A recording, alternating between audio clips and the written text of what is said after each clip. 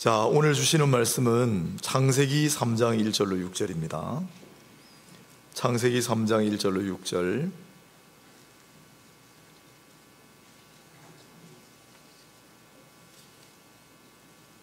제가 읽겠습니다. 창세기 3장 1절로 6절입니다. 그런데 뱀은 여호와 하나님이 지으신 들짐승 중에 가장 간교하니라. 뱀이 여자에게 물어 이르되 하나님이 참으로 너희에게 동산 모든 나무의 열매를 먹지 말라 하시더냐. 여자가 뱀에게 말하되 동산 나무의 열매를 우리가 먹을 수 있으나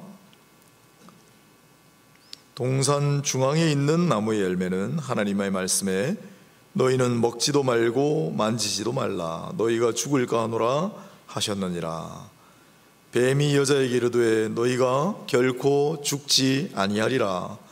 너희가 그것을 먹는 날에는 너희 눈이 밝아져 하나님과 같이 되어 선악을 알 줄 하나님이 아심이니라. 여자가 그 나무를 본즉 먹음직도 하고 보고 보암직도 하고 지혜롭게 할 만큼 탐스럽기도 한 나무인지라. 여자가 그 열매를 따먹고 자기와 함께 있는 남편에게도 주매 그도 먹은지라. 어저께 제가 말씀드린 내용은 굉장히 좋은 내용입니다. 말하자면 하나님께서 기쁨을 우리에게 주시기 위해서 우리를 창조하셨고 하나님이 우리가 하나님으로 기뻐할 때 영광을 받으신다. 근데 문제는 뭔가 하면 이게 쉽지 않다는 거죠. 여러분, 예수님께서 요한복음에 보면 7가지 표적을 행하신 것을 얘기를 하는데 첫 번째 표적을 기억하십니까? 그렇죠. 혼인잔치에서 포도주가 떨어졌는데 물로 포도주를 만드신 사건입니다. 술 좋아하는 분들이 굉장히 좋아하는 말씀이죠. 주님이 오셔서 술을 만들어 주셨다는 거예요. 근데 왜 주님은 첫 번째 표적으로 요한복음에서 물을 혼인집에 이 혼인잔치에 포도주가 떨어진 곳에 포도주를 만들어 주셨을까요? 왜? 말하자면 표적이라고 하는 거는 사인이잖아요. 뭘 가리키는 거란 말이에요. 의미가 있다고요. 실제가 있다고요. 그럼 왜 하필이면 포도주를 만드셨는가 하는 거죠. 이것은 예수님이 메시아로서 이 땅에 오셔서 행하셔야 하는 일의 본질이 무엇인지를 보여주는 사인입니다. 그러니까 이 세상은 어떤 세상인가 하면 혼인잔치는 뭡니까? 혼인잔치는 기쁨이 있는 것이죠. 근데 기쁨이 없는 거예요. 포도주가 떨어졌다는 얘기는 이거 딜레마죠. 기뻐해야 하는데 형식은, 껍데기는 기쁨이 있는데 실제로는 기쁨이 없는 겁니다. 기쁨이 떨어져 버린 겁니다.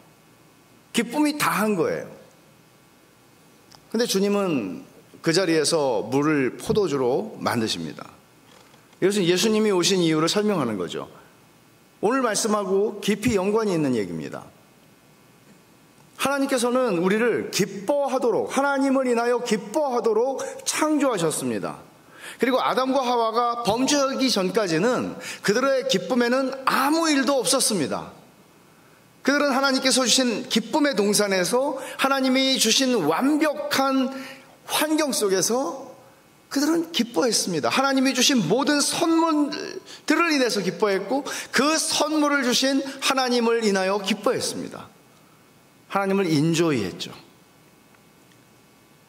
그런데 오늘 우리가 읽은 말씀대로 3장에서 어떤 사건이 터집니다. 그리고 그 이후로 사람은 먹음직도 하고 보암직도 하고 지혜롭게 할 만큼 탐스럽기도 한 그 나무의 열매를 먹었는데 먹는 순간 그들은 기쁨의 능력을 상실했습니다. 그리고 아담과 하와의 후손인 우리들은 그런 존재로 태어납니다. 그래서 우리의 말하자면 디폴트 값이 바뀐 거예요. 원래는 하나님을 바라보면 너무 기분이 좋고 하나님을 생각하면 너무 만족이 되고 하나님이 주신 모든 세상 속에서 하나님을 볼 수 있었는데 더 이상 하나님이 안 보여요. 그리고 하나님이 부담스러운 존재가 돼요. 하나님이 무서운 존재가 돼요. 이게 그날 인간에게 일어난 일입니다. 그러니까 왜 하나님은 기쁨을 주시려고 창조하셨고 하나님을 인조히 하면 하나님의 영광을 받으시는데 왜 우리는, 여러분 생각해 보세요. 여러분들이 좋아하는 모든 것들을 즐기는 게 문제가 있습니까? 영화를 좋아하는 사람은 영화를 보고, 책을 좋아하는 사람은 책을 읽고, 게임을 좋아하는 사람들은 게임을 하고, 지치지 않고 할 수 있어요. 내가 좋아하는 것들을 인조히 하는 거예요. 피곤하지가 않아요. 되게 힘든 일을 하시는 분들이 저희 교우 중에 있었어요. 미국에 살 때. 근데 금요일 날까지 몸으로 하는 일을 하시는 분들이 너무 피곤할 텐데 대서양까지 3시간을 가야 돼요. 차로 가요. 금요일 날 저녁에 밤새도록 뭘 하는지 아세요? 고기 잡아요. 근데 제발 좀 사람을 낚는 어부가 되라고 그러는데 그렇게 돔을 잡아오려고 거기 가서 고기를 잡아요. 그리고 토요일 날 와요. 아, 피곤하지 않냐고. 이걸 해야 산대요. 그 인조이 하는 거예요. 왜 옛날에 그랬대잖아요. 선교사들이 와서 테니스를 쳤다나 그러니까 고종이 그랬답니까? 아니 저렇게 하인들을 시키지 왜 저렇게 땀을 흘리면서 테니스를 치냐고. 인조이 하는 거죠. 이거는 내일 제가 말씀드릴 거 약간의 예고편인데, 예수 그리스도께서 오셔서 우리 안에 우리가 잃어버린 그 값을 회복시켜 주셨어요. 이게 예수님께서 십자가에서 하신 일이에요. 그리고 예수님께서 십자가를 지시기 전에 맨 먼저 사인으로 보여주신 게, 내가 왜 왔는지 알아? 너희들의 기쁨을 잃어버린 이 잔치의 기쁨을 회복시켜 주러 온 거야. 여러분, 어제 제가 드린 말씀 가운데에는 여러분이 굉장히 중요하게, 신앙생활을 하면서 중요하게 여기셔야 하는 게 뭔가 하면, 우리의 신앙은 하나님을 아는 지식 이상으로 가지 않습니다. 하나님에 대해서 무지하면 신앙은 자라지 않아요. 자라지 않을 뿐만 아니라 이상한 역기능들을 만들어내요. 종교적인. 그리고 우리는 그렇게 가기가 너무나 쉽습니다. 그거는 애쓰지 않고 노력하지 않아도 저절로 갑니다. 왜? 우리 안에 있는 죄성 때문에 그렇습니다. 우리가 본래 아담의 후손으로 태어났을 때 우리가 죄를 져서 죄인이 되는 게 아니라 죄인으로 태어나기 때문에 죄를 짓는 겁니다. 그 기본값이 우리에게 여전히 남아 있어서 싸워야 되는 거예요. 그래서 쉽지 않습니다. 여러분 느끼시겠지만, 신앙생활을 조금이라도 해보신 분들은 느끼시겠지만, 우리가 하나님 앞에서 우리의 경건을 쌓아가는 것은 참 훈련과 애씀이 필요하죠. 근데 무너지는 거는 순식간입니다. 무너지는 거는 한순간입니다. 회복하기가 쉽지가 않습니다.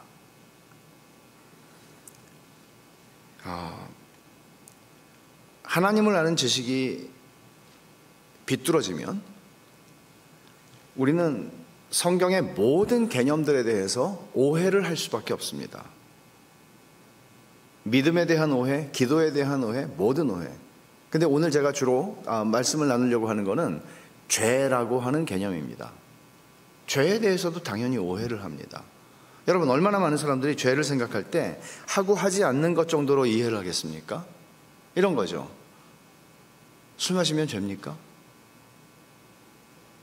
11조를 세금 떼기 전에 해야 됩니까? 세금 떼고 나서 해야 됩니까?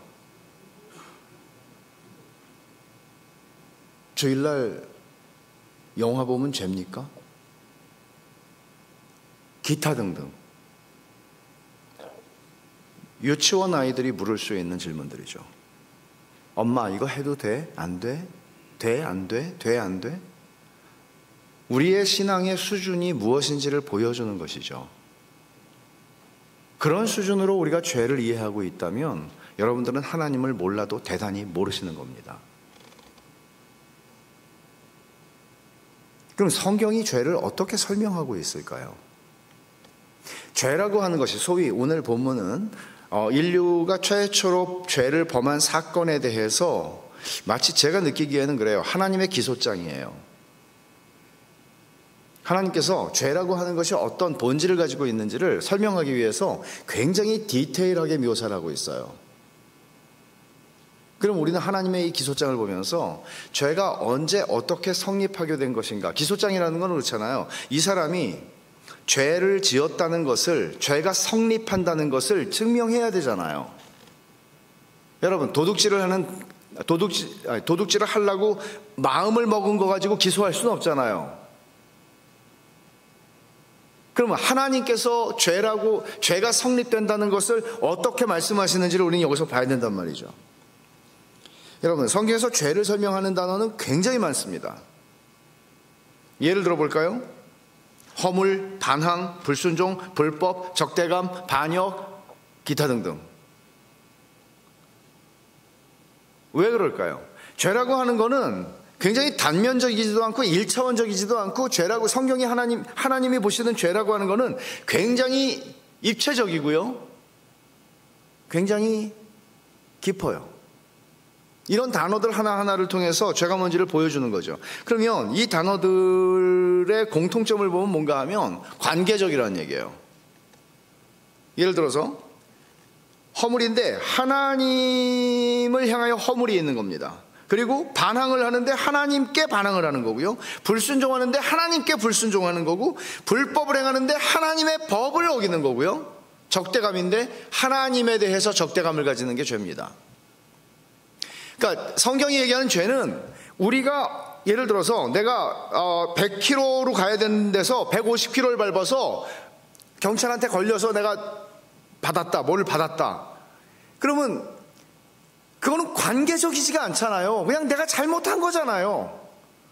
법이 설명해 놓은 기준을 그냥 내가 어긴 거잖아요. 근데 성경이 말하는 것은 단순히 성경에서 이거 하지 말라고 그랬는데 내가 이걸 했어, 그러면 죄야, 이런 차원이 아니라 모든 것들은 하나님과 인격적인 관계 속에서 죄라는 것은 성립이 되고 설명이 되는 거예요. 이걸 놓치면 신앙생활 못합니다. 할 수가 없습니다. 죄에 대해서 오해를 하면 회개도 오해를 하겠죠, 당연히.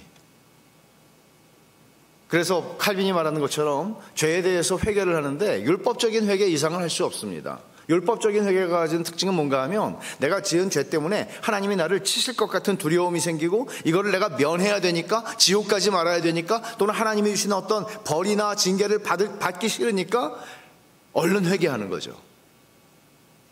말하자면 이 내가 범한 일에 대한 결과를 책임질 것에 대한 두려움 때문에 하는 회개를 율법적 회개라고 얘기합니다.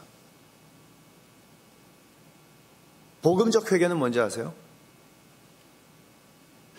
내 죄가 하나님 아버지의 마음을 상하게 한 것에 대한 슬픔입니다. 저희 형이 군대를 갔어요. 저보다 7살 많은데 군대를 가가지고 어머니한테 편지를 썼어요. 훈련소에서. 눈물이 없이 읽을 수 없는 편지죠. 다시 봤어요, 저희 형을. 이렇게 효자였나? 자기가 어머니한테 잘못한 거를 회개를 하더라고요. 저는 방위를 갔기 때문에 그런 걸 안 했거든요. 근데 저희 형은 저기 철원인가 어디 저 구석탱이에 가가지고 고생을 했어요. 어머니한테 잘못한 걸 회개하는 거예요. 군대 가서 이 집밥 먹다가 이 짬밥을 먹으니까 이제 뭘 느낀 거죠. 여러분, 그 회개는 내가 뭘 잘못하고 말고 한 게 아니고 어머니 마음을 아프게 한 거에 대한 회개예요.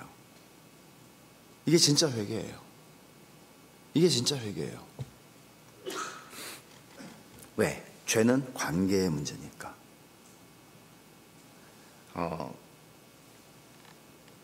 철이 나면, 영적으로 철이 나면 어거스틴이 그랬죠. 고백록을 쓸 때, 어렸을 때 남의 밭에 들어가서 배 훔쳐 먹은 거 고백하죠. 어머니 젖 빨면서 아프게 했던 거 기억하죠. 근데 그런 것들이 되게 웃긴 거 아니에요, 사실은? 근데 이게 여러분 이것도 아시죠? 다윗이 시편 51편을 쓰면서 내가 주께만 범죄하여라고 얘기해요. 아니, 이 사람 때문에 이 사람이 유부녀를 건드리는 바람에 그 사람 남편 자기가 살인 교사했잖아요. 그리고 자기 밧세바에게도 범한 거 아니에요. 왕권을 가지고. 요즘 같으면 큰일 날 일이죠. 탄핵을 받아야죠. 근데 내가 주께만 범죄했다고 그러죠. 다윗이 자기의 죄를 정당화하려고 하는 얘기가 아니라 우리는 보통 그 사람에게 죄를 범했다고 생각하죠. 그러나 죄의 본질이 무엇인지를 설명해 주는 대목이에요. 죄의 본질은 하나님과의 관계예요. 이걸 알지 못하면 우리는 회개를 못합니다. 그렇기 때문에 하나님과 인격적인 관계 속에서 죄의 반대말이 뭔지 아세요? 불죄? 안일 불자 써서 불죄입니까? 아니면 언죄? 영어로? 뭐예요? 죄의 반대말은 성경에선 믿음이에요. 왜냐하면 믿음도 관계거든요. 이거를 제가 여러분 이 말씀을 들으면서 한번 생각해 보세요. 왜 믿음이 죄의 반대말인가? 이제 따라오시다 보면 제가 실마리를 여러분들에게 드릴 거예요. 생각을 해보세요. 왜 그런가? 그리고 지금도 한번 생각을 해보세요. 내 생각에는 죄의 반대말이 믿음이라고 설교자가 얘기를 하는데 아마 이런 논리가 아닐까 생각을 해보세요. 먼저 우리 본문을 좀 살펴보죠. 뱀이 접근을 해서 하는 말을 한번 들어보십시오. 1절인데 하나님이 참으로 너희에게 동산 모든 나무의 열매를 먹지 말라 하시더냐. 자, 뱀이 강교하다고 그랬죠. 하나님이 정말 모든 나무의 열매를 먹지 말라고 그랬어? 자, 뱀의 말이 어떻게 틀렸는지를 여러분 아시죠? 하나님께서 뭐라고 말씀하셨는지 한번 2장을 가서 한번 보세요. 2장 16절입니까? 여호와 하나님이 그 사람에게 명하여 이르시되, 그 사람이 누구예요? 하와 아니에요. 아담이에요. 하나님은 아담에게 말씀하셨고 하와에겐 따로 말씀하시지 않은 것 같아요. 제 생각에는. 아담에게 말씀하시고 나서 이 본문을 보면 그 다음에 아담이 혼자 있는 게 좋지 않다. 그리고 배필을 만들어 주세요. 그러면 생각을 해보세요. 이 행간을 읽는 거예요. 우리의 지나치지 않은 상상력으로. 그러면 하나님이 하와를 만들어 주셨을 때 하나님께서 에덴 동산에서의 지침을 주셨잖아요. 그러면 분명히 아담은 에덴 동산 투어를 시키면서 오리엔테이션을 줬을 거예요. 하와, 이 나무가 보이세요? 이거는 안 되겠어요. 상상 속에서 저기 중앙에 있는 저 나무가 보이세요? 저거는 생명나무예요. 그리고 이거는 선악을 알게 하는 나무예요. 근데 하나님께서 말씀하시기를 선악을 알게 하는 나무의 실과를 먹으면 죽는다고 그러셨어요. 절대로 먹지 마세요. 먹을 생각도 하지 마세요. 얘기했을 겁니다. 당연히. 왜냐하면 그 얘기를 알고 있잖아요. 하와가 지금 대답하는 걸 보면. 근데 문제는 뭔가 하면 아담이 선명하게 얘기를 해줬을 겁니다. 그렇게 생각을 합니다. 16절에 그 사람에게 하나님이 명하여 이르시되 동산 각종 나무의 열매는 네가 임의로 먹고. 자, 동산 각종 나무의 열매라고 그랬어요. 각종이란 말은 무슨 말이에요? 모든이죠. 특정이 아니고 어떤이 아니고 각종 나무의 실과는 임의로 먹고라는 말은 뭐예요? 임의라는 말은 무슨 뜻이죠? 맘대로 먹으라는 소리죠. 하나님께서는 굉장히 야, 이 과일 많지 않아.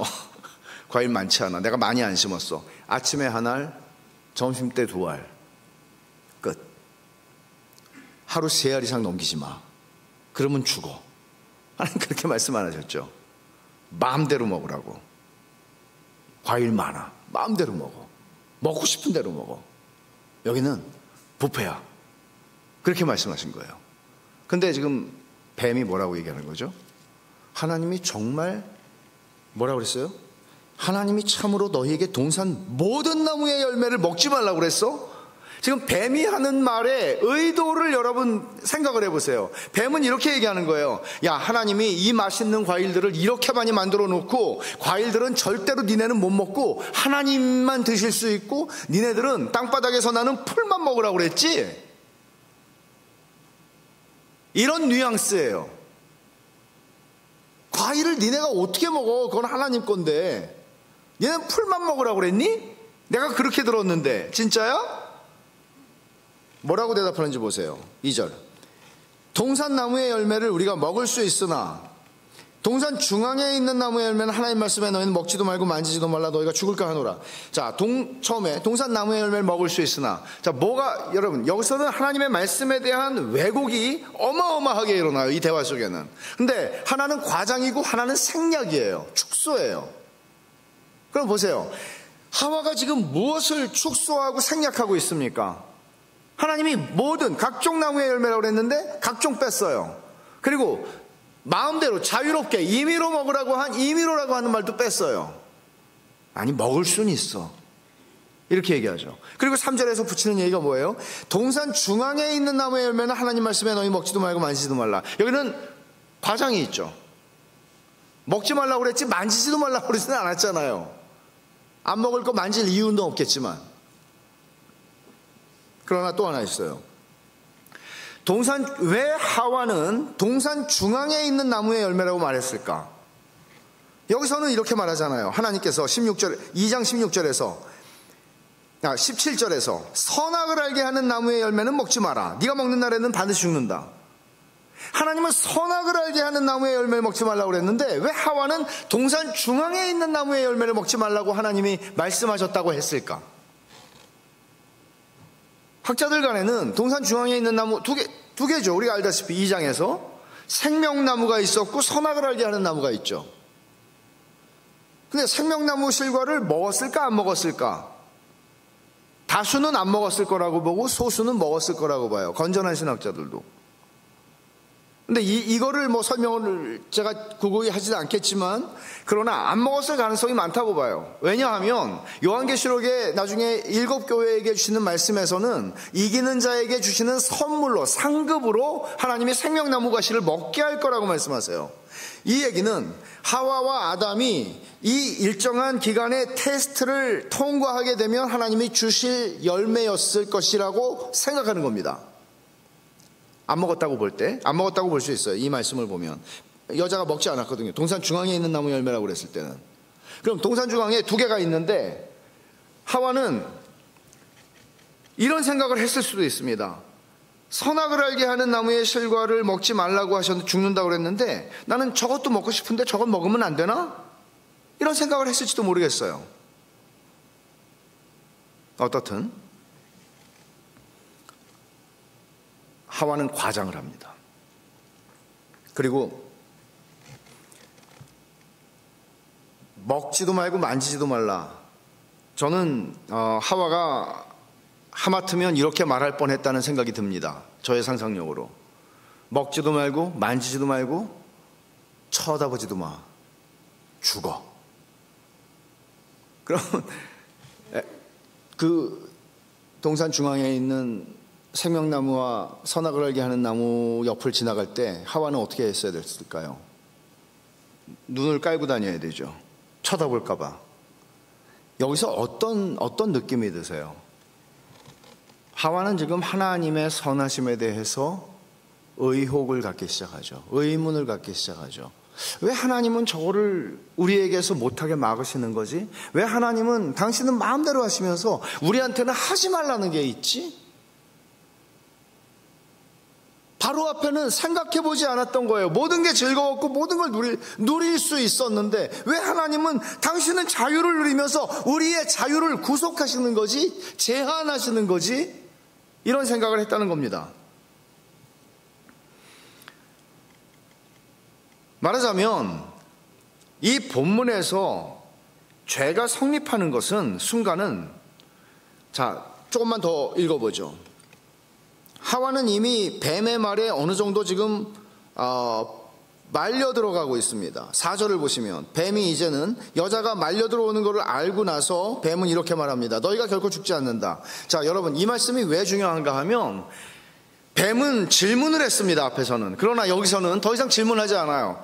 단언컨대 안 죽어. 자, 이 순간부터 인간에게는 두 개의 기준, 두 개의 말씀, 두 개의 잣대가 생겼습니다. 이전에는 그들에게는 하나의 말씀밖에 없었습니다. 하나님의 말씀이요.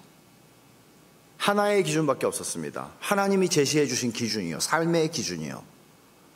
그들에게는 하나의 잣대밖에 없었습니다. 하나님이 우리에게 주신 것, 잣대. 그러나 뱀이 결코 죽지 않아 라고 말하는 순간부터 오늘 우리에게까지 두 개의 기준과 두 개의 말씀과 두 개의 잣대가 있습니다. 우리에게는 아침에 일어날 때부터 있습니다. 일어나서 기도해 말어. 기도한다고 죽냐? 아니, 기도 안 한다고 죽냐? 시간이 없잖아. 바쁘잖아. 우리에게는 말씀을 읽어 말어. 그리고 내가 이거를 놓치면 다시는 이런 기회가 나에게 주어지지 않을 것 같은데 이 기회를 놓쳐 말어. 하나님께서 기뻐하시지 않는 것이긴 하지만 우리에게는 하나님의 법도 있지만 사탄이 우리에게 주는 법도 존재합니다. 이날부터 하와는 혼동하기 시작합니다. 하나님은 죽는다고 그랬어요. 근데 뱀은 안 죽는데요. 자, 그러면 하와가 선택할 수 있는 건 뭡니까? 먹는 게 아니고요. 하와가 선택해야 되는 건 뭐죠? 누구를 믿을 것인가? 무엇을 믿을 것인가? 죽어? 안 죽어? 죽어? 안 죽어? 하나님은 죽는다고 그러는데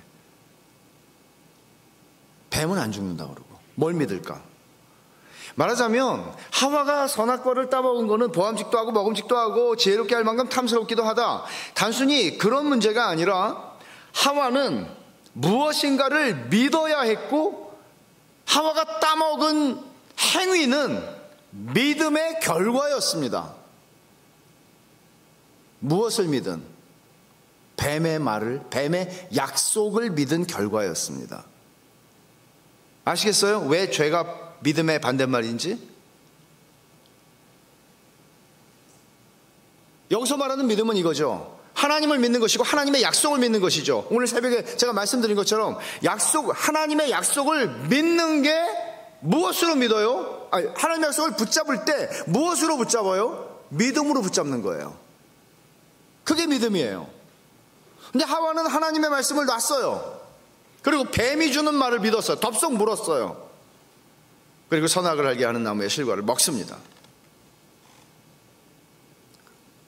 죄가 발생하는 것은 성경이 이렇게 디테일하게 죄의 상황을 묘사하는 것은 하와의 마음속에서 하나님의 약속, 자, 약속이라고 하는 게 무엇을 얘기하죠? 하나님이 주시는 약속은 하나님의 인격과 분리되지 않아요. 하나님의 말씀인 성경은 하나님의 인격과 분리될 수 없어요.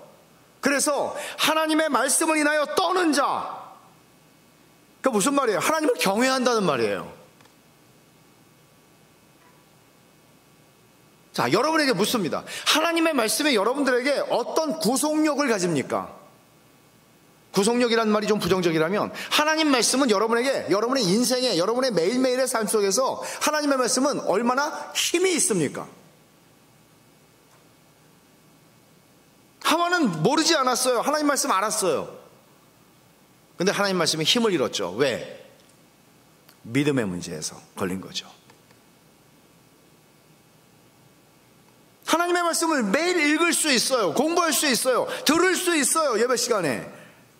근데 그 말씀이 나에게 힘이 없어요. 그럼 뭐죠? 하나님을 신뢰하지 않는 거죠. 우리는 왜 이렇게 연약하게 늘 넘어지고 늘 유혹이 오면 타협하고 적당히 살아가고 양다리를 걸치고 왜 이런 일들이 일어나죠? 믿음의 문제죠. 믿음에 견고하여지지 아니하는, 하나님을 온전하게 신뢰하지 않는. 예를 들어서 굉장히 도전이 되는 말씀이죠. 우리가 너무나 잘 아는 말씀이지만 너희는 하나님 나라와 그 의를 구하라. 먼저 구하라. 그리하면 이 모든 것을 너에게 더하시리라. 이 모든 건 뭐예요? 앞에서 얘기한 것들이죠. 먹고 사는 문제죠. 근데 우리는 아니 하나님 믿는 게 밥 먹여줘? 하나님 믿으면 밥 먹여줘? 먹고 살아야 되는데 무슨 뜬구름 잡는 얘기를 해? 라고 반응할 수 있습니다. 그러나 주님이 말씀을 하세요. 너희가 살아가는 일하지 말라는 얘기 아니에요. 열심히 살지 말라는 얘기 아니에요. 그러나 내가 왜 이렇게 열심히 살아야죠? 우리가 왜 이렇게 열심히 살아야 합니까? 우리의 삶의 가장 중요한 궁극적인 목적이 하나님이어야 된다는 얘기를 하는 거잖아요.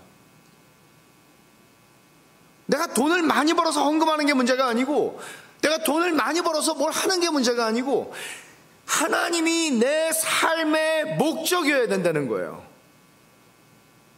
하나님이. 그러면 하나님이 채워주겠다고 얘기하는 거죠. 예를 들어서 예수 믿는 게 밥 먹여주냐? 그러면 여러분 뭐라고 대답하셔야 돼요? 주님이 말씀하시는데 밥 먹여준대. 주님이 그렇게 말씀하시는 거잖아요.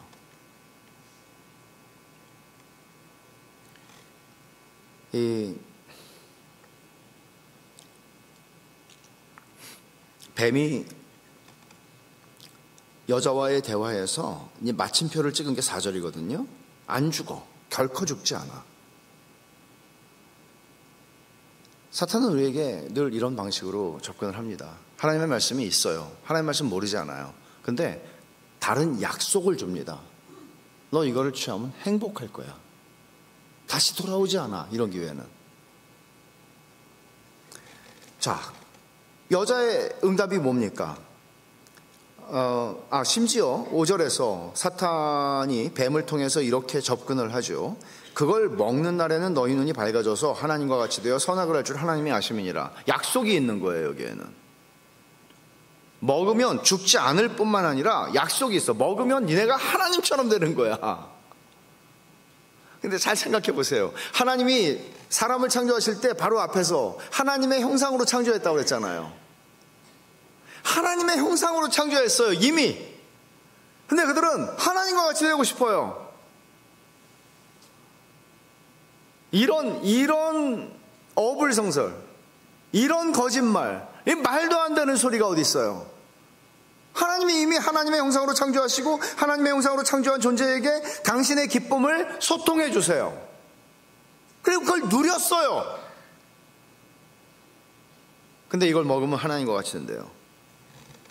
결국 여자는 그 나무를 본즉 먹음직도 하고 보암직도 하고 지혜롭게 할 만큼 탐스럽기도 한 나무인지라 여자가 그 열매를 따먹고 자기와 함께 있는 남편에게 주매 그도 먹은지라. 어디 갔다 왔을까요? 아담은 내내 옆에 있었어요. 히브리어 성경을 보면 내내 옆에 있었어요. 마실 갔다 온 게 아니고 옆에 있었어요. 그러니까 이 아담의 침묵은 심각한 문제가 있는 거죠. 말을 했어야죠. 이 대화 속에 끼어 들어왔어야죠. 그리고 뱀을 발로, 하나님의 창조물이긴 하지만 발로 차서 날려버렸어야죠. 듣고 있었어요.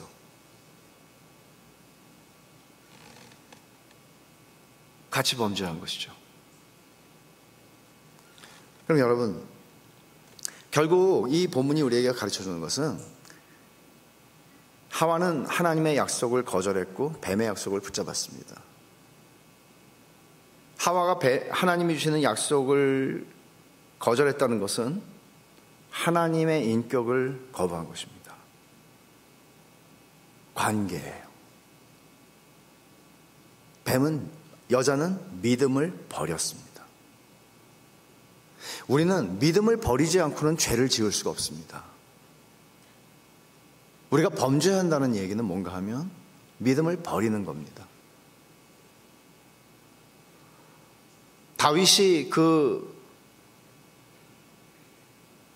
말도 안 되는 범죄를 했을 때도 하나님의 약속과 하나님의 인격을 버린 것입니다. 신뢰를 버린 것입니다. 그럼 저는 여러분에게 죄에 대해서 두 가지 정의를 좀 설명을 드리고 싶은데요. 첫 번째 정의는 뭔가 하면 이 정의가 사실 굉장히 좀 받아들이기가 힘들어요.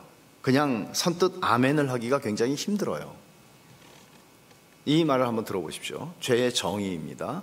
이 정의는 사실 다니엘 플로라고 하는 신학자가 사용한 이런 방식으로 사용한 건데 제가 이제 그걸 차용을 해서 설명을 드리는 거죠. 죄는 하나님께서 언제나 나에게 최상의 것을 주신다는 것을 믿지 않는 것이다. 이 말이 왜 어려운지 여러분 한번 생각해 보세요. 다시 한번 제가 말씀을 드릴게요. 죄는 하나님께서 언제나 나에게 최상의 것을 주신다는 것을 믿지 않는 거다. 뒤집어서 말할까요?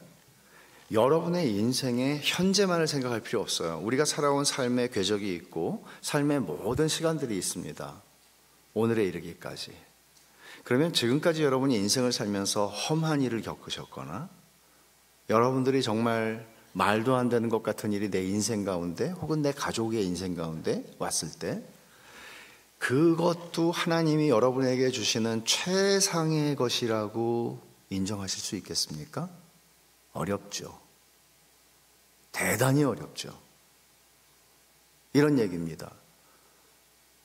아브라함에게 네 아들 이삭을 독자로 번제로 바쳐라. 이게 하나님이 아브라함에게 이런 기이하고도 말도 안 되는 것 같은 명령을 주신 하나님이 나에게 지금 최상의 것을 주시는 거라고 3일 길을 모리아산까지 가면서 아브라함의 머릿속은 얼마나 복잡했을까요? 근데 하나님이 지금 나한테 최상의 것을 주시는 거라고? 욥이 얼마나 많은 시간 동안 고난을 겪었는지는 모르지만 욥이 그 고난의 사건 속에서 이해할 수 없는 고난 속에서 하나님이 나에게 최상의 것을 주고 계시는 거라고. 지금 이게 여러분 성경에서 우리에게 설명하는 얘기는 단순히 인생 역전, 결국 이것도 나중에 알고 보면 잘 될 거예요, 그런 얘기 아니에요. 이 일 자체가 굉장히 하나님의 선하심의 표현이라고 말하는 거예요. 성경은 지금 나에게는 감당할 수 없는 일인데 내가 내일도 내 목숨이 붙어 있을지 장담할 수 없을 것 같은 상황인데 하나님이 나에게 오늘 선함을 베푸시는 중이라고? 어저께 그 예레미야에 있는 말씀을 한번 생각해 보세요. 내가 영원한 언약을 너희에게 주는데 이 영원한 언약은 내가 너희에게 선을 베푸는 것을 절대로 그치지 않겠다고 하는 약속이야 라고 말씀하시죠. 그럼 하나님은 그렇게 약속을 하셨어요.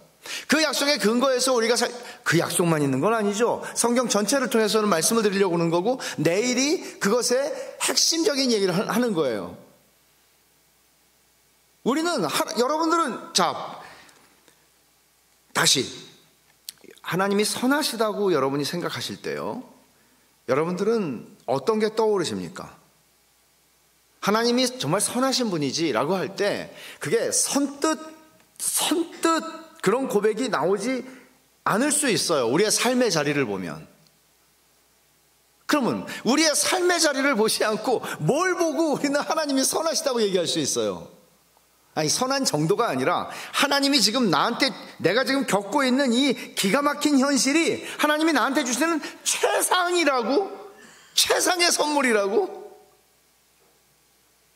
이거는 어떤 인간도 이런 말을 했다가는 뺨 맞을 소리예요.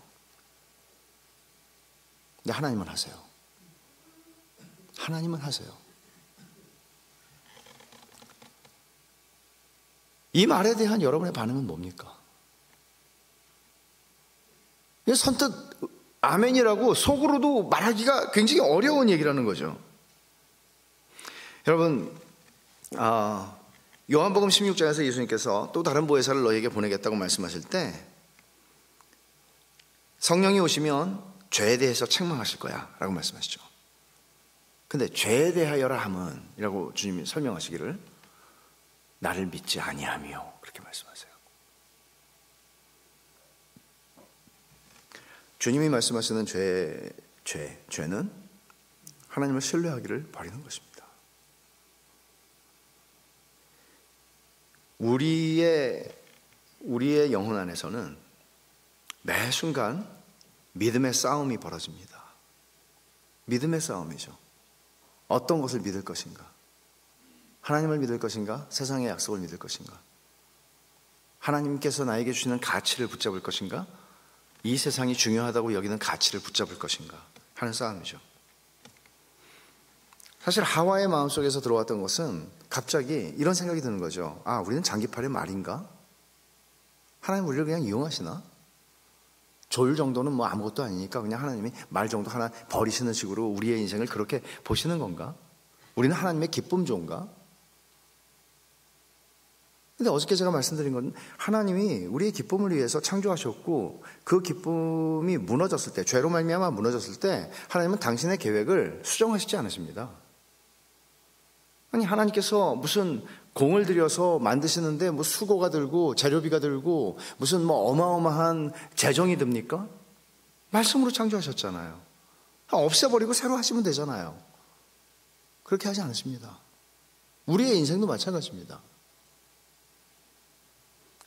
정말 이상한 거는, 이해할 수 없는 거는 하나님이 전능하시고 무한하시고 영원하시고 불변하신 하나님이신데 우리는 영원이라는 개념도 이해할 수 없잖아요. 무한이라는 개념도 이해할 수 없잖아요. 철학적으로 설명할 수는 있겠죠. 신학적으로 설명은 가능하겠죠. 그러나 우리가 유한한 존재가 어떻게 무한을 이해할 수 있으며 우리는 모든 걸 시간 속에서 생각하는 존재인데 어떻게 영원이라는 개념을 생각할 수 있겠어요? 영원이라는 거는 시간이 쭉 늘어나는 게 아니거든요. 시간이 존재하지 않는 거예요. 우리가 그걸 어떻게 알 수 있어요? 생각할 수는 있겠지만, 설명할 수는 있겠지만. 근데 영원하신 하나님께서, 전지하신 하나님께서, 그리고 무한히 선하신 하나님께서 우리에게 주신 약속과 우리에게 주신 말씀에 의하면 죄는 하나님이 내 인생의 모든 순간에 내가 결정하는 것도 있고 내가 결정하지 않는 것도 있죠. 우리 인생에는 내가 공부를 안 해가지고 대학교를 떨어졌으면 그건 내가 한 거에 대한 결과니까 할 말이 없을지 몰라요. 그러나 나는 왜 이런 부모 밑에서 태어났을까? 왜 우리 가정은 이렇게 콩가루일까?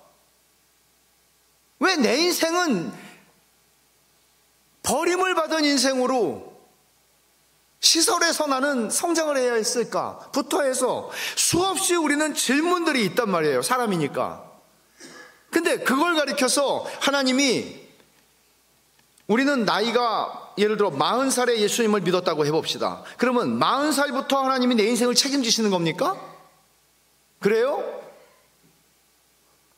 알고 보니까 나는 40살에 주님을 알았는데 가만히 시간이 흘러갈수록 내가 생각하고 하나님 말씀을 보고 깨달아 보니까 내가 태어날 때부터 하나님은 내 인생을 책임지셨구나. 그리고 좀 더 살펴보니까 내가 존재하기 전부터 하나님이 세상을 창조하기 전부터 날 아셨구나. 말하자면 영원하신 하나님께서 이 인생의 80억이나 되는 인구 속에서 누가 나를 알아요? 우리는 그냥 있다가 사라지는 존재들이잖아요. 어떻게 보면. 근데 그 하나님께서 나라는 존재를 아신다는 것이 그걸 어떻게 설명할 수 있을까요? 하나님이 왜 여러분을 아셔야 되죠? 그럴 이유가 있습니까? 하나님이 왜 내 말을 들으셔야 되죠? 내가 잠 안 자고 열심히 새벽에 나와서 기도하니까 내 말을 들으셔야 돼요, 하나님이? 누가 하나님한테 그렇게 요구할 수 있는 권리가 있어요? 누가 먼저 주께 드려서 주께서 우리에게 갚으시게 할 수 있는 존재가 누가 있어요? 모든 것이 주께로부터 나오고 주로 말미암고 주께로 돌아가는 것이죠. 무슨 선한 것이 우리에게서 흘러나올 수 있어요? 문제는 이런 명제를, 죄는 하나님께서 나에게 언제나 최상의 것을 주신다는 것을 믿지 않는 게 죄라고 하는 이 명제는 어디서 문제가 되는가 하면 우리가 받아들이는데 이건 논리의 문제가 아니고 하나님이 얼마나 크신 하나님이시고 영원하신 하나님이시고 무한하신 하나님이신지, 천지를 창조하신 창조주 하나님이신지, 그분의 지혜가 얼마나 무한하신지 그분을 우리가 모르기 때문에, 그분을 아는 지식이 없기 때문에 이 명제는, 죄에 대한 이 하나님의 설명은 받아들이기 힘든 것이죠. 결국 하나님 말씀에 의하면 우리는 우리 인생에서 별의별 일을 다 겪어요. 모르겠어요. 저는 목회를 하면서 보통 사람들보다는 목사는 훨씬 더 사람들의 삶에 깊은 속으로 들어갈 수 있는 기회가 있더라고요. 그걸 기회라고만 기회라고 말할 수 있을런지는 모르겠어요. 굉장히 고통스러워요. 차라리 모르는 게 나을 만큼. 보면 인생이 왜 이렇게 기가 막힌지 모르겠어요. 근데 거기다가 하나님이 선하시다고 말한다는 것은 쉽지 않아요. 하나밖에 없는 아들을 잃어버린 가정, 그 부모에게 하나님은 그래도 선하다고, 하나님이 언제나 나에게 최상의 것을 공급해 주신다는 것을 의심하는 것은 죄라고. 굉장히 힘든 말이에요. 이거는 이런 거죠. 네가 자식을 잃어봤어. 그러고도 그렇게 말해. 이 고통을 겪어봤어. 이 사라지지 않는 고통을. 어려운 얘기예요. 근데 하나님은 이렇게 말씀하세요. 언젠가 우리가 하나님 만나겠죠? 하나님 만날 때는 이 말의 진짜 의미를, 저도 얼마나 이 말의 진짜 의미를 얼마나 알고 말하는지 모르겠어요. 하나님이 그렇다고 그러시니까 그런 거예요. 하나님 만날 때는 우리도 욥처럼 말할 수 있겠죠. 귀로만 들었는데 이제는 눈으로 봅니다. 하나님, 질문 없습니다. 주님, 질문 없습니다. 하나님은 그런 분이십니다. 그런 하나님을 우리가 믿는다는 것은 우리 인생에 일어난 기적이죠. 그럼 어떻게 설명할 수 있겠어요? 저는 믿는 부모님 밑에서 태어나서 자동적으로 믿었다고 말할 수 있을까요? 믿는 부모 밑에서 태어난다고 누구나 다 그런 건 아니잖아요. 그리고 믿지 않는 부모 밑에서 태어나서 내가 첫 번째 크리스천이 됐다면 이거 또 어떻게 설명할 수 있겠습니까? 왜 여러분입니까? 왜 여러분입니까? 우린 다 이해할 수 없습니다. 여러분, 우리가 이런 죄에 대한 얘기를, 첫 번째 정의를 제가 이렇게 정의하고요, 두 번째 정의를 좀 말씀을 드리고 싶은데, 죄는 영적인 독립선언입니다. 하와가 한 게 뭔지 아세요? 그러니까 하와가 한 거는 하나님이 우리에게 선을 베풀고 있다고 느끼지 않은 겁니다. 그래서 자기가 내 인생은 내가 알아, 나에게 뭐가 좋은지 내가 알아, 이걸 먹어서 내가 하나님과 같이 되는 거, 그게 나의 행복이야 라고 해서 그녀는 자기의 행복을, 내가 내 인생을 아는 거고 내가 나를 위해서 내 행복을 쟁취하는 거야, 그리고 따먹은 거예요. 하나님이 나에게 지금 최상의 것을 주시는 거야. 왜 이걸 못 먹게 하지? 그 하나님이 나에게 주는 최상이야. 그게 없었다고요. 그래서 그녀가 하나님에게서 영적으로 독립을 선언합니다. 아니야, 내 인생은 내가 결정할 거야. 내 인생은 내가 결정할 거야. 왜 하나님이 결정해줘? 그리고 하나님의 약속을 믿지 않고 버렸을 때 그녀는 하나님으로부터의 독립을 선언한 겁니다. 내 인생은 내가 알아. 내가 열심히 살아서 내가 그 결과를 만들어내고 내가 살 거야. 독립선언이죠. 더 이상 하나님의 말씀이 나에게 힘이 없어진 거예요. 하나님을 믿는다고는 말을 해요. 하와는 하나님을 거부하지 않았어요. 그러나 하나님의 약속에서, 하나님의 말씀과 그 약속이 나에게서 힘을 잃어버리면 우리는 하나님을 안 믿는 거예요. 아무 힘이 없어요. 여러분, 이거는 이거예요. 여러분들이 하루에 성경을 3장씩 읽으시느냐 안 읽으시느냐, 큐티를 하느냐 안 하느냐, 이 차원보다 더 깊은 거는 하나님 말씀이 나에게 힘이 있나? 하나님이, 칼빈이 말했다고 그러죠. 가라고 하는 데는 만큼 가고 서라고 하는 데 서는 거예요. 주의 말씀은 내 발의 등이요 내 길의 빛입니다 라고 고백하는 거예요. 하나님의 말씀이 나를 좌우해요. 하나님의 말씀이 내 행동을 좌우해요. 내 가치관을 좌우해요. 내 삶의 목적을 좌우해요. 하나님의 말씀이 없으면 내 삶은 표류할 수밖에 없어요. 그래서 우리는 하나님의 말씀이 필요하고 교회에서는 이 강단이 가장 중요한 거예요. 유능하고 탁월한 목사가 교회를 이끄는 게 아니고 하나님이 당신의 교회를 당신의 말씀으로 이끌고 가시는 거예요. 언제나 그랬고 지금도 그래요.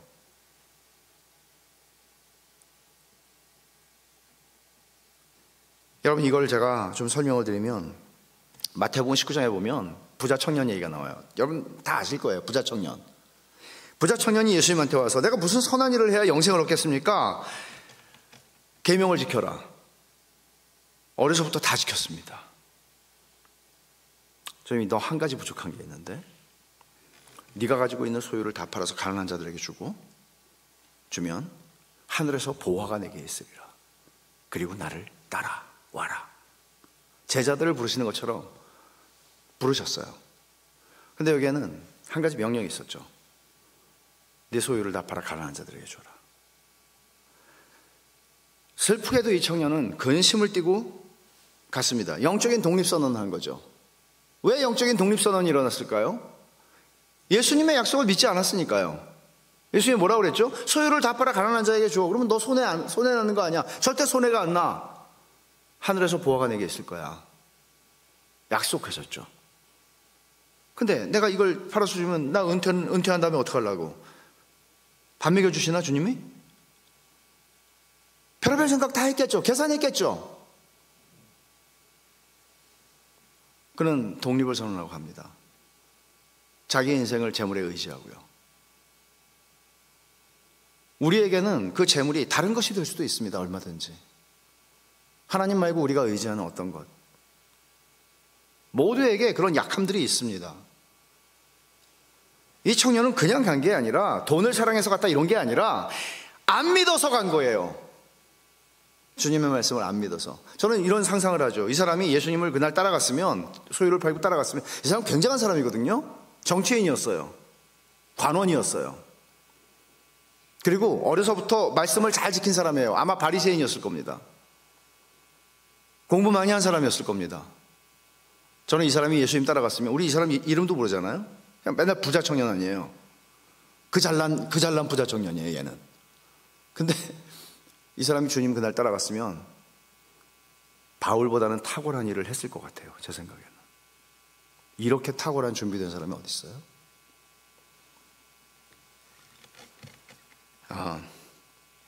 결국 이 사람의 문제는 선하신 하나님에 대한 불신의 문제였습니다. 하나님이 내 인생을 책임지시는 것에 대한 불신이었습니다. 주님이 구체적으로 약속하셨잖아요. 믿지 않았습니다. 근데 이 부자 청년 이야기가 나오기 바로 앞에 절에서, 마태복음 9장 13절에서 15절인데요. 주님은 어린아이에 대한 얘기를 하세요. 이렇게 말씀하세요. 어린아이들을 용납하고 내게 오는 것을 금하지 말라. 천국이 이런 자의 것이니라. 자, 무슨 말씀입니까? 왜 마태는 성령의 영감을 받아서 이 두 가지 이야기를 연결시켜서 설명하고 있을까요? 기록하고 있을까요? 이 어린아이의 문제, 어린아이와 같지 않으면 천국은 이런 자의 것이다. 그럼 어린아이는 어떤데요? 어린아이는 죄가 없습니까? 죄인이죠. 근데 주님 왜 이렇게 말씀하세요? 여기서 주님이 말씀하시는 어린아이는 정말 어린아이예요. 엄마에게 의존적인 어린아이예요. 그럼 애들이 막 놀잖아요. 놀다가 엄마가 저기 앉아있으면 엄마하고 눈 한번 마주치면 또 놀아요. 그러다가 또 엄마를 봐요. 엄마하고 눈 마주치면 또 놀아요. 그러다가 엄마가 잠깐 화장실이라도 가거나 엄마가 잠깐 안 보이면 불안해지기 시작하죠. 이런 자의 것이니라. 무슨 얘기죠? 이렇게 하나님을 의존하는 삶을 얘기하는 겁니다. 그러니까 우리는 참 놀랍죠. 예수님을 믿을 때 우리는 최고로 주님을 회심할 때 우리는 주님을 최고로 의존하고 그 다음에 한 짬밥이 예수 믿고 10년 20년 되면 그 다음에는 내 힘으로 살아가는 거 아니라는 거예요. 주님이 말씀하시는 거는 내가 처음에 예수님을 믿을 때뿐 아니라 우리가 주님을 더 알아가고 우리 자신이 누군지를 더 알아간다면, 이거 칼빈이 말한 이중지식이에요. 하나님을 알게 되면 우리는 우리 자신들을 알 수밖에 없어요. 내 속에 있는 죄성을 더 깊이 보게 돼요. 하나님의 거룩하신 분을 알수록. 그래서 우리는 20년 30년 살면서 이제는 나처럼 거룩한 사람이 없어 라고 말하는 게 아니라 진짜 하나님을 의존하지 않으면 안 되는 존재인 것을 깨달아요. 점점 그렇게 가는 거예요. 여러분이 이렇게 가시지 않으면 여러분 굉장히 위험한 자리에 살아가는 겁니다. 그걸 여러분들은 그렇게 하나님을 의존하게 됩니까? 여러분의 삶에서? 내가 젊었을 때는 별로 기도를 안 했어요. 근데 나이가 드니까 이제는 기도를 하게 돼요. 왜죠? 기도 없이 살 수 없다는 거 아는 거죠. 하나님을 의존하는 거죠. 정상적이라면 이런 일이 일어나야 합니다. 교회를 열심히 나와서 의자에 앉아있는 것이 중요한 게 아니라, 이거 중요하죠. 그러나 여러분들의 삶이 인격적으로 내가 한 사람의 인간으로서 하나님을 만나는 내 삶이, 그 관계가 어떻게 변화되고 있냐고요. 의존하시냐고요.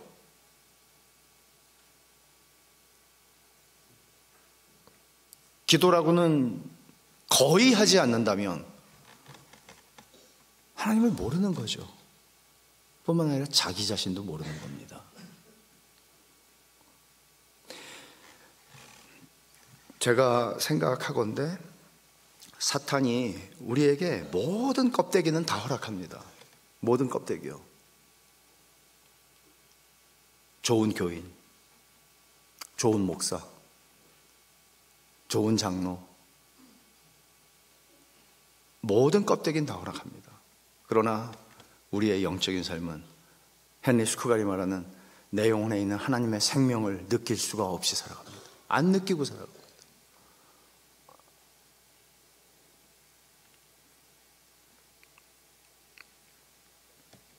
여러분, 이제 이 말을 좀 정리하면서 좀 마쳐야 되겠는데요. 다시 한번 제가 도전을 하죠. 여러분들은 하나님이 나에게 언제나 최상의 것을 주셨다는 것을 믿습니까? 과거의 삶 속에서 돌아볼 때 여러분의 인생에서 가장 힘들었던 그 시간 속에도 하나님이 그게 나에게 선을 베푸신 거구나. 시편 119편 기자가 말하는 것처럼 내가 고난당한 것이 내게 유익이었구나. 내가 그 고난이 아니었으면 나는 정말 말도 안 되는 인간이 될 수밖에 없었겠구나. 내가 그런 일이 나의 삶 속에 있었으니까 내가 여기까지 올 수 있었구나. 되게 고통스러운 일이었지만 그 일 덕분에 하나님이 나를 만드시는 거구나. 이런 생각을 하십니까? 그게 진짜 은혜 중에 은혜였구나, 내 삶 속에서. 과거만 그런 거 아니에요. 지금도 그래요. 지금 끝이 보이지 않는 터널을 지나가고 있는 인생의 시간을 지내는 여러분들이 계실 겁니다. 그런데 지금 내가 이렇게 고통스러운데 이게 지금 하나님이 나에게 주시는 최상이라고? 성경은 그렇게 말합니다. 미래는요. 여러분, 미래를 생각하시면 어떠십니까? 미래를 생각하면 뭐 낙관적인 사람도 있고 비관적인 사람도 있겠지만 그리스도인들에게 미래는, 그리스도인에게만이 아니고 모든 사람에게 미래는 불투명한 거고 불확실한 거죠. 불확실할수록 우리에게는 두려움의 대상이 됩니다. 모르는 건 무섭거든요. 그런데 그리스도인에게는 욥이 그런 말 하죠. 하나님이 어디 계신지 보고 싶은데 볼 수가 없어요. 앞에도 안 계시고 옆에도 안 계시고 좌우를 둘러봐도 안 계세요. 내가 어디로 가고 있는지도 모르겠어요. 근데 하나, 욥이 말해요. 하나 내가 아는 거는 내가 가는 길을 그가 아셔. 주님이 아세요. 무슨 일이 제 인생에 일어날지 전 아무것도 몰라요. 무슨 일이 제 자식들의 인생 속에서 일어날지 저는 알지 못해요. 그런데 어떤 사람들의 삶을 보면 정말 말도 안 되는 별의별 일이 다 일어나요. 그런 일들이 내 인생을 피해갈 수 있을까? 두렵기도 해요. 그러나 가만히 생각해 보죠. 나와 내 자식들의 인생이, 내 가족의 인생이, 그리고 교회의 미래가, 이 조국의 미래가 하나님의 손에 있죠. 제가 조국이라고 말한 것은 교회하고는 다른 것입니다. 그리스도인들은 물론 애국해야 하고 그리스도인들에게는 민족에 대한 사랑이 가능하죠. 그러나 구별된 사랑이 존재합니다. 그것은 하나님의 나라에 대한 우리의 충성과 애정입니다. 그건 다르죠. 여러분, 그래서 저는 그리스도인들이 미래를 생각할 때 정상적인 믿음이 작동해서 미래를 바라보게 된다면 우리는 기대해야 합니다. 로마서 4장에서 바울이 이렇게 얘기하죠. 믿음을 설명하면서 아브라함은 바랄 수 없는 중에 바라고 믿었다. 상황은 바랄 수 없는 상황입니다. 그러나 그는 그 속에서 바라보고 믿었다고. 믿음의 성질을 얘기하는 거죠. 현실적으로 그것을 기대할 수 없는. 그래서 히브리서 기자도 그런 얘기를 하잖아요. 아들을 죽었다가 돌려받은 거라고. 믿음은 이만큼 강한 것입니다. 두려움이 사라지는 것이죠. 그래서 염려하지 말라고 얘기하는 것입니다. 두려워하지 말라고 얘기하는 것입니다. 하나님이 저와 여러분들의 인생을 붙잡고 계시니까요. 왜? 우리가 하나님의 자녀니까요. 여러분들이 거듭나셨다면. 온천제일교회의 교인이 되었다는 것으로 그렇게 하시는 것은 아닙니다. 여러분이 거듭난 하나님의 자녀라면, 여러분이 내가 나의 하나님을 안다고 말한다면 그렇습니다. 레리 크랩이라고 하는 상담 심리학자가 있는데 몇 년 전에 돌아가신 분인데 제가 개인적으로 굉장히 그분의 책을 좋아해요. 좋아하는데 이분 이런 얘기를 합니다. 영적 가면을 벗어라라고 하는 책에서 제가 이 책을 선물을 많이 했어요. 많이 하면 사람들이 되게 싫어하더라고요. 제목을 그렇게 번역을 해놔가지고 영적 가면을 벗어라. 영적 가면을 내가 쓰고 있다고 저 목사가 나를 생각하고 있나? 이렇게 느끼더라고요. 근데 너무 좋은 책이에요. 원래 제목은 Inside Out이에요. 이게 무슨 말인가 하면 예수를 믿는 변화는 바깥에서 안으로 변하는 게 아니고 안에서 바깥으로 변하는 거라고. 내가 껍데기를 잘 썼다고 변하는 게 아니고 내가 행동을 바꿔서 변하는 게 아니고 안에서 바깥으로 나타나는 변화라고. 근데 여기서 이런 얘기를 해요. 동심원 세 개를 그리면서 이 사람이 설명하는데 인간에게는 세 가지 욕구가 있다는 거죠. 첫 번째 욕구는 뭔가 하면 일상적인 욕구예요. 제일 바깥에 있는 원이에요. 일상적인 욕구예요. 이거는 좋은 거 먹으면 기분 좋고 좋은 집에 살면 기분 좋고 자동차가 좋으면 기분 좋고 그냥 우리의 어떤 의식주와 관련된 이런 우리의 욕구가 해소되면 기분이 좋아요. 그거 나쁜 거 아니에요. 인간은 그런 존재예요.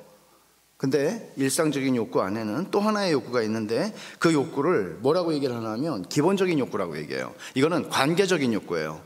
예를 들어서 아무리 내가 돈이 많아도 아무리 내가 좋은 집에 살아도 집에 들어가면 지옥 같은 집이면 들어가기 싫죠.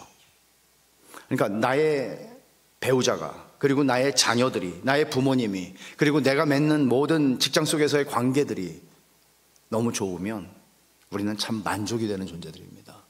관계에 대한 욕구가 없는 사람은 하나도 없어요. 이걸 기본적인 욕구라고. 바깥에 있는 일상적인 욕구 그리고 그 안에는 기본적인 욕구가 있어요. 근데 이게 다라고 생각해요. 일반적으로. 근데 레리 크랩은 그 중심에 또 하나의 욕구가 있다고 얘기하는데 이걸 근본적인 욕구라고, 이게 번역이 그렇게 돼 있어요. 근본적인 욕구라고 돼 있는데 이 근본적인 욕구는 하나님밖에는 채워줄 수 없는 욕구예요. 이게 하나님의 형상이니까 하나님이 채워줘야 돼요. 근데 이런 욕구가 있다는 걸 모르죠. 그래서 관계도 좋고 다 좋은데 뭔가 만족이 되지 않는 거예요. 그리고 이런 욕구가 있다는 걸 몰라요. 그러다가 하나님께서 하나를 딱 건드리세요. 일상적인 욕구가 무너지기도 하고 관계의 욕구, 기본적인 욕구가 무너지기도 해요. 아니, 부부가 잘 살다가 부부관계가 갑자기 무너지면서 헤어진다든지 괜찮은 우리 자녀가 갑자기 얘가 결혼을 앞두고 막 이상해진다든지 관계가 틀어지는 일들이 일어나요. 또는 사업이 문제가 생기고 직장에서 문제가 생기는 일들이 일어나요. 경제에 문제가 일어나요. 이걸 우리는 뭐라고 얘기하나 하면 한마디로 말하면 이거는 고난이에요. 근데 그런 것들이 일어날 때 우리는 내 안에 있는 근본적인 욕구가 존재한다는 것을 발견하게 되고 그때 우리는 하나님의 자동적으로 나가는 건 아니에요. 그런다고 해서 사람이 하나님 믿는 건 아니에요. 근데 그때 우리들은 하나님이 이 일을 통해서 하나님이 나로 하여금 나를 만나 주시려고 하는구나를 깨달아요. 이럴 때 우리는 우리에게 일어난 우리의 일상적인 욕구와 기본적인 욕구에 일어난 고난을 이건 하나님이 나에게 주시는 최상의 은혜였구나 라고 생각하게 되는 겁니다. 이런 관점이 있다고요. 이것을 발견한 사람들은 고난당한 것이 내게 유익이었다고 고백하는 겁니다. 그리고 환난 중에도 즐거워하나니라고 로마서 5장에서 바울이 얘기하는 이유는 뭐죠? 고린도후서 4장 말미와 5장에서도 이어지는 그 얘기는 뭐죠? 이 환난이 영광을 이룬다고 말합니다. 내가 환난에도 불구하고 즐거워한다고 말하지 않아요. 로마서 5장에서 바울은 이런 뉘앙스예요. 이 환난 때문에 즐거워한다고. 왜? 환난이 나를 만드니까 라고 얘기하는 겁니다.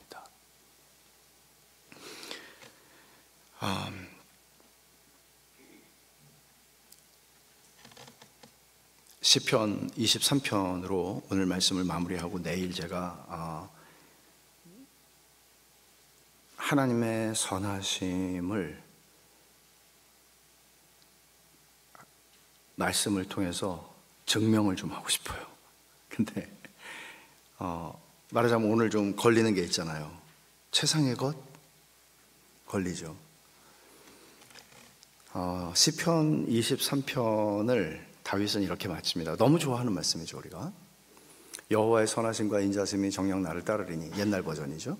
여호와의 선하심과 인자심이 정녕 반드시 나를 따르리니 내가 여호와의 집에 영원히 거하리로다. 따른다는 의미를 여러분 이해하고 계십니까? 말하자면 우리가 강아지를 데리고 산책을 할 때 강아지가 나를 졸졸졸 따라오는 그런 얘기 아닙니다. 여호와의 선하심과 인자하심이 따른다고 하는 이 말은 추격한다는 뜻입니다. 이런 거죠. 존 파이퍼가 이 말씀을 이렇게 예를 들어서 설명합니다. 한국 경찰보다는 미국 경찰이 무서운 것 같아요. 제 경험으로는. 한국에서도 경찰한테 잡혀봤고 미국에서도 경찰한테 잡혀봤지만 미국에서 잡히면 좀 떨리더라고요. 무서워요, 걔네들이.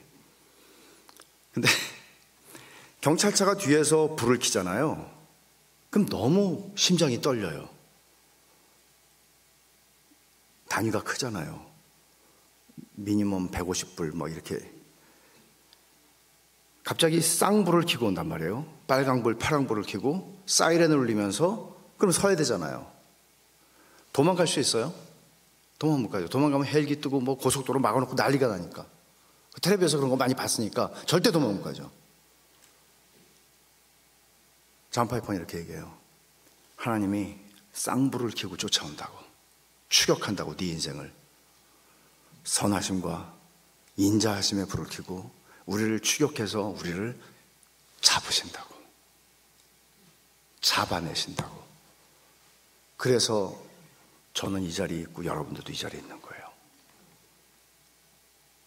하나님보다 빨라요, 여러분이? 하나님에게서 도망칠 수 있어요? 하나님의 선하심과 인자심이 우리 인생을 추격해요. 여러분들이 고난의 자리에 있을 때, 깜깜해서 아무것도 빛이 보이지 않는 터널 속을, 얼마나 이 터널 속을 더 지나가야 하는지 전혀 아이디어가 없는 상황에서 하나님의 선하심과 인자하심이 나를 추격해요. 그리고 우리는 그분의 손에 붙잡힐 때, 무슨 이런 은혜가 있나. 그리고 내가 지나온 터널이 얼마나 나에게 복이었는지를 고백하게 돼요. 이게 예수 믿는 자의 인생입니다. 어마어마한 거죠. 별로 두려워할 게 없습니다. 무슨 일이 일어나도 전능자의 손 안에 있습니다.